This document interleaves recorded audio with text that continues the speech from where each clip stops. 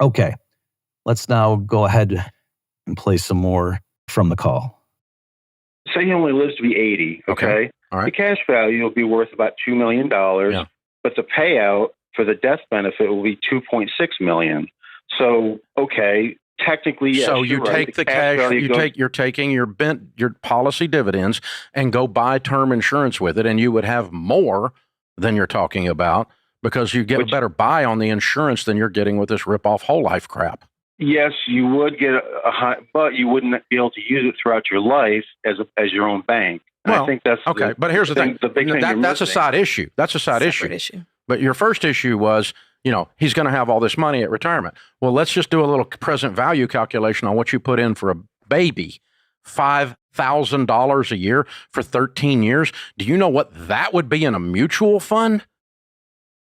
At age 88, it would be $25 million, dude. He's going to have that anyway. No, instead of putting it into this rip-off thing and making 4% on your money, and when he dies, he loses his cash value. If you had put this in a good mutual fund, you'd have 100x, 10x the amount of money, and that's your infinite freaking bank. But we're only putting in $70,000, and he's going to be. Dude, that's how present value formula works in finance. Look, let me just, take the same. I mean, I understand. Let's intellectually deal with this for a second, okay? Take the same amount of money when you get off the air and put it in a financial calculator at 11% and pretend it was invested in mutual funds and see what it is when he's 88 years old. It'll be more. A whole lot more. Okay, so obviously what's going on here is Dave is doing his familiar move of just saying, oh, I can tell you you're crazy to have a whole life policy because the internal rate of return on them is, with current policy projections and such, it maxes out, in the sweet spot in the middle years of the policy at maybe a high 4 or even a low 5% rate of return, depending on the particulars, okay? Whereas Dave is saying, matter of factly, if you just go put that in a mutual fund, you can assume you're going to earn 11% a year for the next 80 years. Okay, so several problems with that. All right, so one thing is just the rate of return number that he came up with. Okay, so there, it's a bit generous to assume going forward the stock market is going to return 11%, at least in real terms. In fact, it might return a lot more than that because of a falling dollar. But in terms of the type of inflation expectations that we're thinking of now and why Dave is saying that, again, I think that's a bit optimistic. I was just looking at some numbers here. So for the S&P 500, and this includes reinvestment of dividends, if you just look back 10 years, it's 11.8%, okay? But if you look back 20 years over that period, it averages 9.3% annually. And if you look back 30 years, it's 9.9% annually. Okay, so I think Dave is doing a very particular time period where he's coming up with that 11% return. And you might have thought, oh, what's the difference, whether it's 10 or 11%?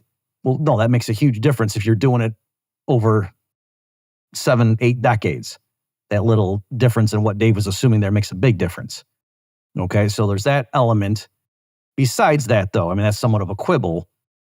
Besides that, though, Dave could just as likely or just as well prove to somebody, hey, you should never own treasuries, or certainly not safe corporate bonds. You're a sucker if you buy any kind of fixed income like that because you can obviously just make more in the stock market. What are you doing?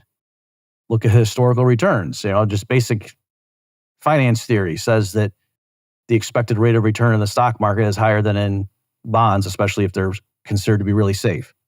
So therefore, every money manager, any kind of institutional manager who owns fixed income is obviously an idiot.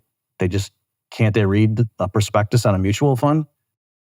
All right, so I think Dave doesn't say that because if he so nakedly just came out and said what his point was, that all I care about is long run rate of return and that's it, that people would realize, no, there's something wrong there. There's a reason some investors might want to own fixed income. All right, and obviously the answer is the relative safety. Okay, so for some people, for certain parts of their portfolio at least, they don't just care about what's the long run expected rate of return on average. They also care about volatility. They want to know, can I depend on that asset having a certain value in a particular time period? Okay. And so once you take into account that factor, then, oh, wait a minute, maybe just putting it in a mutual fund is not necessarily the best thing to do. And maybe there are considerations besides, what do I think the value of this thing will be 80 years from now? Okay. So that's just another element. Just to see the real world implication, there were people who had a lot in 401ks or IRAs, things like that, and who had retirement plans. And then when the '08 crash hit and the stock market, at least for a while there, had dropped like 40%, and then it came back. But there were people who literally had to postpone their retirement. They had to work more because what they were planning on being there, they had done what the gurus told them and put all their assets into the stock market, thinking that was the safe thing to do. And all of a sudden, boom, just in a very short span, it dropped 40%. Okay. In contrast, if you have your wealth in a whole life policy, it can't go down. All right. So it has a modest built-in guaranteed rate of growth, if we're talking about the cash surrender value. And then on top of that, it pays dividends, which you can use to buy more paid up insurance, which makes the death benefit, but also the cash value march up at a higher rate. So like I said, with one illustrations I've seen recently, in the long run, yeah, it's modest. It's like high 4s, maybe low 5% rates of return. But once your policy receives dividends and then rolls over, has the built-in guaranteed growth and whatever, and marches up, once the cash value gets credited and marches up, that's a new plateau. It can't go down. All right, so there's very few assets like that. Not even bonds. You could have a bunch of treasuries and their market value can certainly go down. Just ask the people who are running SVB, right? If interest rates go up, fixed income assets go down. That doesn't happen with a life insurance policy. You might say, yeah, but isn't the life insurance company buying a bunch of bonds to back up my policy? Yes, they are. And with a whole life policy, the insurance company is the one that takes the risk.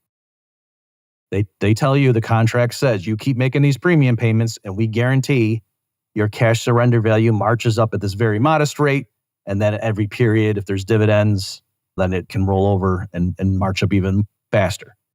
But under no circumstances does your cash value go down because of the performance of our portfolio or something like that. No, that doesn't happen. That's not the nature of the contract you have with the standard whole life policy. Okay, even interest rates going up can't make the cash value in your policy go down. So it's a very safe place to put your money. Also, there's tax considerations. Okay, so it's particular for U.S. citizens, there's excellent tax treatment of these things where if you handle the policy properly, that internal buildup, it's technically called tax deferred, but if you use it correctly, you ultimately don't ever have to pay any tax on that internal growth. You pay the premium with after-tax dollars, but then any growth that builds up, again, if you handle it correctly, that gets passed on to the beneficiaries, income tax-free. There was never tax on the internal growth. If you need to tap into that wealth while you're still living, you take out a policy loan from the carrier where they're lending you money with that policy serving as the collateral.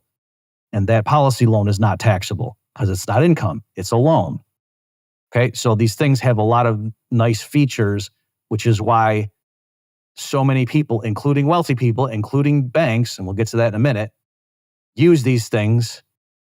And there's pros and cons, and there's certain situations where they make more or less sense. But for Dave Ramsey to be sitting here and just saying, no, this is stupid, only a fool, he doesn't know what he's talking about. Okay. Hey, everybody, this is Bob Murphy. Thanks for listening to this clip from the Infi podcast. If you like what you heard and want to hear more, please consider subscribing and share this video with others. We've got new episodes dropping every Friday with more insightful discussions. Stay tuned.